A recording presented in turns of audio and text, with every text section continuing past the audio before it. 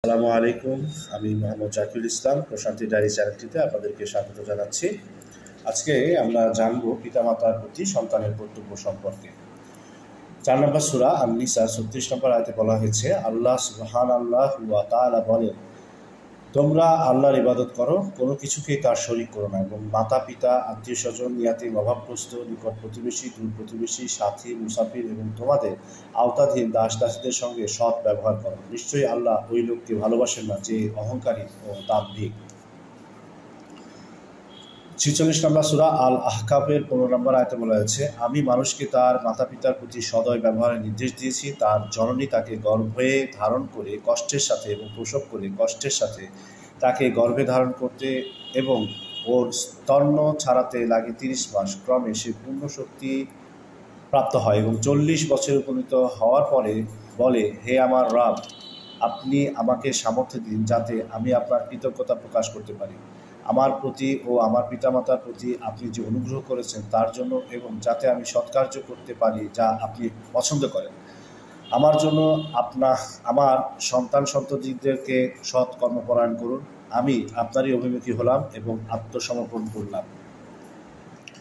6 নম্বর সূরা আল আনামের 151 নম্বর আয়াতে বলা হয়েছে, লোকদের বলো, তোমরা এসো, তোমাদের রব তোমাদের প্রতি কি কি বিধি নিষেধ আরোপ করেছেন তা আমি তোমাদেরকে পাঠ করে শোনাই।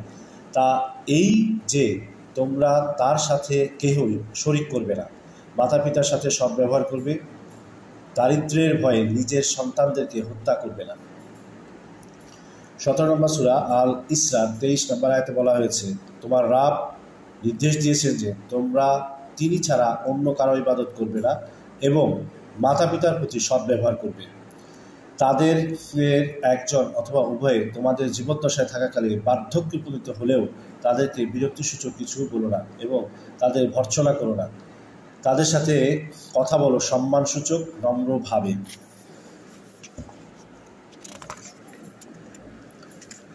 আবদুল্লাহ ইবনে মাসুদ রাদিয়াল্লাহু তাআলা আনহু নবী করিম সাল্লাল্লাহু আলাইহি সাল্লামকে জিজ্ঞেস করলেন, কোন আমল জান্নাতের অধিক নিকটবর্তী করে? তিনি বললেন, সঠিক সময় সালাত আদায় করা, মাতা পিতার সঙ্গে সদ্ব্যবহার করা, আল্লাহর পথে জিহাদ করা। মুসলিম শরীফের 155 নম্বর হাদিস এবং তিরমিজির 1907 নম্বর হাদিস। জৈনক ব্যক্তি রাসূলুল্লাহ সাল্লাল্লাহু আলাইহি ওয়াসাল্লামকে প্রশ্ন করলেন, মানুষের মধ্যে সদ্ব্যবহার পাওয়ার সর্বাপেক্ষা যোগ্য কে? তিনি বললেন, তোমার মা, এরপর তোমার মা, এরপর তোমার মা, এরপর তোমার পিতা, এরপর তোমার নিকটবর্তী জন, এরপর তোমার নিকটবর্তী জন। মুসলিম হাদিস হচ্ছে 6270। আবু হুরায়রা রাদিয়াল্লাহু তাআলা আনহু থেকে বর্ণিত।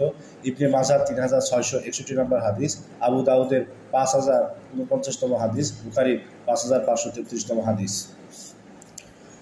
রাসূলুল্লাহ সাল্লাল্লাহু আলাইহি ওয়াসাল্লাম বলেছেন, তার নাক ধূলিমলিন হোক, তার নাক ধূলিমলিন হোক, তার নাক ধূলিমলিন হোক।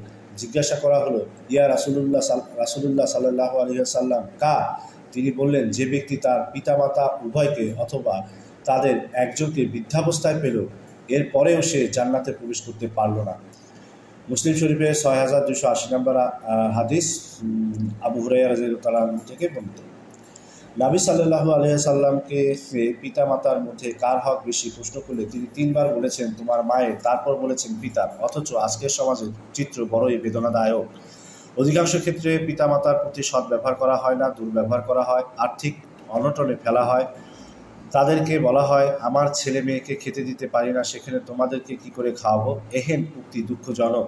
পিতামাতার নিকট হতে অর্থকরী সম্পদ দখলের জন্য নানা প্রকার কষ্ট দেওয়া হয় ও অত্যাচার করা হয়। স্ত্রীকে বেশি প্রাধান্য দিয়ে মাকে অবহেলা করা হয়, যে কারণে আজ সমাজে বৃদ্ধা আশ্রম গড়ে তুলতে হচ্ছে। পিতামাতার বোঝা সন্তান বইতে নারাজ, অথচ আল্লাহর ইবাদতের পরপরই পিতামাতার খিদমতের কথা আল্লাহ আদেশ করেছেন। এমত অবস্থায় উভয়ের প্রতি আপনি কথা, কাজ, অর্থ ও দৈহিকভাবে সদ্ব্যবহার করুন।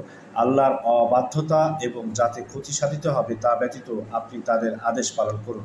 তাদের সাথে মিষ্টি ভাষায় হাসি মুখে কথা বলুন, সাধ্যমতো সেবা যত্ন করুন। তাদের বার্ধক্য, অসুস্থ ও দুর্বল অবস্থায় বিরক্তি বোধ করবেন না। এই অবস্থায় তাদেরকে বোঝা মনে করবেন না। অচিরেই আপনিও তাদের অবস্থায় পরিণত হবেন। আপনিও পিতা হতে যাচ্ছেন, যেমন তারা আপনার পিতামাতা। যদি বেঁচে থাকেন, আপনিও আপনার সন্তানদের নিকট বার্ধক্য অবস্থায় উপনীত হবেন। যেমন আপনার নিকট আপনার পিতামাতা উপনীত হয়েছে। সুতরাং আপনার সন্তানদের নিকট থেকে অনুগ্রহ, সহানুভূতি ও সদ্ব্যবহারের প্রয়োজন হবে, যেমন আপনার পিতামাতা আপনার সদ্ব্যবহারের মুখাপেক্ষী। অতএব আপনি যদি মাতা পিতার সাথে সদ্ব্যবহার করেন, তাহলে আপনি এর মহাপ্রতিদানের ও অনুরূপ ব্যবহারের শুভ সংবাদ গ্রহণ করুন। প্রতিদিন পিতামাতার দোয়া নিয়ে যেন জীবন ও জীবিকা নির্বাহ করা যায়, সেই দোয়াই সকলের জন্য কাম্য। এখন আরও একটি বিষয় নিয়ে আলোচনা করব, সেটা হচ্ছে সন্তানের প্রতি পিতামাতার কর্তব্য। আল্লাহ গাফুরুল শাকুর বলেন ৬৬ নম্বর সূরা আত-তাহরিমে ৬ নম্বর আয়াতে, হে মুমিনগণ, তোমরা তোমাদের নিজেদেরকে এবং তোমাদের পরিবার পরিজনকে জাহান্নামের আগুন থেকে রক্ষা করো, যার ইন্ধন হবে মানুষ ও পাথর, যাতে মোতায়েন আছে পাষাণ হৃদয়, কঠোর স্বভাব ফিরিস্তা। আল্লাহ যা আদেশ করেন তা তারা অমান্য করে না, আর তারা তাই করে তাদেরকে যা করার জন্য আদেশ দেওয়া হয়। সন্তানের নাম রাখতে হবে, বুখারী শরীফের ৩,২৭৭ নম্বর আয়াত। আকিকা দিতে হবে, বুখারীর ৫,০৬৩ নম্বর হাদিস এবং তিরমিজির ১,৫২২ নম্বর হাদিস এবং নাসাইয়ের ৪,২১৬ নম্বর হাদিস। সন্তানের লালন পালন করতে হবে, বুখারী ৪,৯৫২তম হাদিস। পুত্র সন্তানের জন্য খতনা করতে হবে, বুখারী ৫,৮৪৭ নম্বর হাদিস। ইলম বা আল কোরআন ও হাদিস শিক্ষা দিতে হবে, যথা সালাতের শিক্ষা দেওয়া, আবু দাউদ ৪,৪৯৫ নম্বর হাদিস, তিরমিজি ৪০৭ নম্বর হাদিস। বয়সের বিয়ে দিতে হবে, ইবনে মাজাহ ১,৮৪৬ নম্বর হাদিস। আমাদের চ্যানেলটি অবশ্যই সাবস্ক্রাইব করে রাখুন, যাতে করে পরবর্তী ভিডিওটা দেখতে পারেন।